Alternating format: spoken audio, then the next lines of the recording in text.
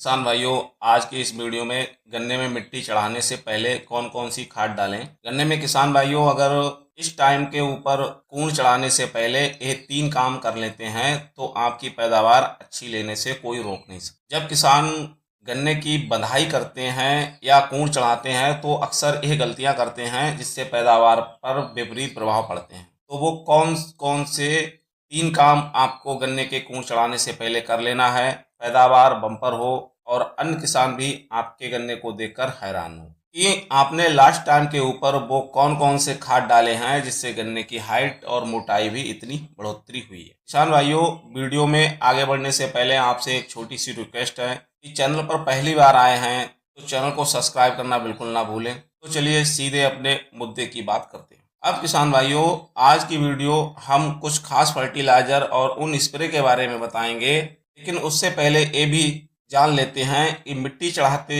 समय क्या क्या सावधानियां रखनी है। देखिए किसान भाइयों, अक्सर किसान भाइयों ने जब कूड़ चढ़ाते हैं तो मन में क्या रहता है कि जो खरपतवार हमारे खेत में है वो खरपतवार कूड़ चढ़ाते समय पलट जाएंगे, मिट्टी के नीचे दब जाएंगे और नष्ट हो जाएंगे। जबकि ऐसा नहीं है। होता क्या है, जब हम कूड़ चढ़ाते हैं तो मिट्टी पलटकर गन्ने के जड़ों के पास आ जाती है, तो उसमें जो भी खरपतवार मिट्टी में दब जाते हैं वो तो नष्ट हो जाते हैं, लेकिन जो खरपतवार बच जाते हैं वो तेजी से बढ़ने लगते हैं। क्योंकि भैया यहाँ इस टाइम के ऊपर आप लास्ट खाद में सभी पोषक तत्व की पूर्ति करने की कोशिश करते हैं, तो ऐसे में बिल्कुल गन्ने के बिल्कुल पास आ जाते हैं। या तो आपके गन्ने के खेतों में खरपतवार अधिक हैं तो सबसे पहले आपको यूपीएल कंपनी के ट्रक्सल की स्प्रे नीचे नीचे कूड़ के बीच में लगा देनी है, या फिर दूसरा इसमें नागार्जुना कंपनी की जो रोजर आती है और उसके साथ 500 ग्राम तक अल्ट्राजिन अलग से खरीद कर दोनों की स्प्रे लगा दें। दूसरी बात किसान भाइयों,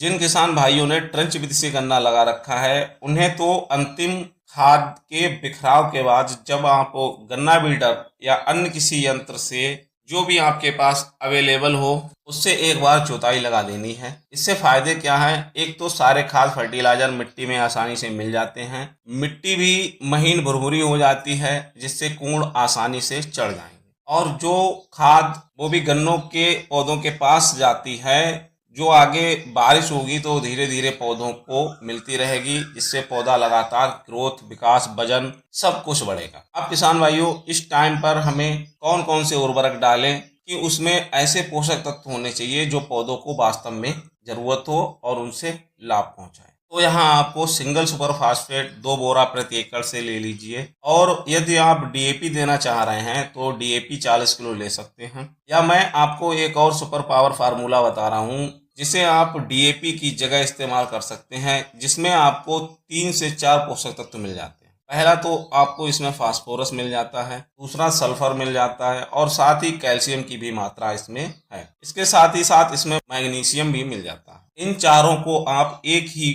में डालने के लिए भारत एग्रो मोलिकुलस का जो कैश मैग नाम से प्रोडक्ट आता है उसे 10 किलो का बैग ले लेना है। यदि आप कैल्शियम अधिक डालना चाहते हैं तो आपको 25 किलोग्राम का एक बोरा कैल्शियम नाइट्रेट का और अलग से ले लेना है।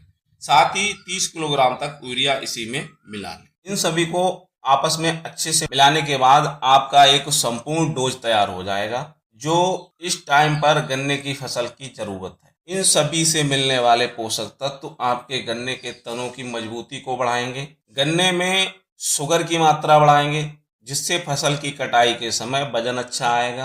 अब किसान भाइयों, गन्ने में जुलाई अगस्त महीने में ही रोग बीमारी ज्यादा आते हैं, और जब बारिश हो जाती है तो गन्ने में पोक्का बोइंग, चोटी भेदक कीट तेजी से लगने लगते हैं, जिससे गन्ने का जो टॉप है, जिसे कहीं कहीं अंगोला भी बोलते हैं, वो सूख जाता है। कभी कभी आपने देखा होगा कि उसमें 2 से 3 सीड्स निकल आते हैं, जिसे आम भाषा में कनफरा रोग भी कहते हैं। इसके बचाव के लिए आपको मिट्टी चढ़ाने से पहले दवा का स्प्रे कर लेना है, तो बाद में ये फफूंद जनित बीमारियां कम देखने को मिलती हैं। यहाँ आपको मैं कुछ दवाएं बताने वाला हूँ, आप एक एक करके नोट डाउन कर लें। पहले तो आपको 500 ग्राम कॉपर ऑक्सीक्लोराइड लेनी है। इसके साथ आप या तो टेबू सल्फर 500 ग्राम ले सकते हैं, या जो कार्बनडाजिम 50% में आती है उसे आप ले सकते हैं, या इसके साथ में आपको 300 ग्राम थायोफेनाइट मिथाइल ले लेना है, या इसके बाद आप हेक्साकोनाजोल ले सकते हैं की मात्रा आपको 250 ml लेनी है। इसके बाद अगर आप लेना चाहते हैं तो मैंकोजिब को भी 75% वाली है, उससे 300 ग्राम ले सकते हैं। प्रोपिकोनाजोल अगर आप लगाना चाहते हैं तो 250 ml ले सकते हैं। वैसे तो मेरे अनुभव के अनुसार आप 500 ग्राम कोनिका के साथ इसमें आपको कॉपर ऑक्सीक्लोराइड और इसी के साथ में या तो आप टेबू सल्फर लें या फिर अजॉक्सिस्टोबिन जो सिंजेंटा कंपनी का अमिस्टार टॉप आता है उसे 200 ml लगा सकते हैं। ये डबल फंगिसाइड का काम करेंगे, क्योंकि किसान भाइयों यहाँ पे हमारे गन्ने को काला बिल्कुल धुआंधार करना है, तो ये थोड़ा महंगा है पर रिजल्ट बहुत शानदार है। अब आपने इन दवाओं को डालने से पहले पायरेला या चोटी भेदक के लिए क्लोरेंटानिलीप्रोल जो आपको एफएमसी कंपनी के ट्वेंटा में 47.85% एससी फॉर्म में आती है, या कोराजन, इन दोनों में से कोई अगर आपने डाल रखी है तो इसे यहाँ आप डालने की जरूरत नहीं है। यदि आपने दोबारा डालना भी चाहते हैं तो आपको सिंजेंटा कंपनी की अलिका को 160 ml ले लेना है, जो लगभग 900 रुपए के आसपास आपको मिलेगी।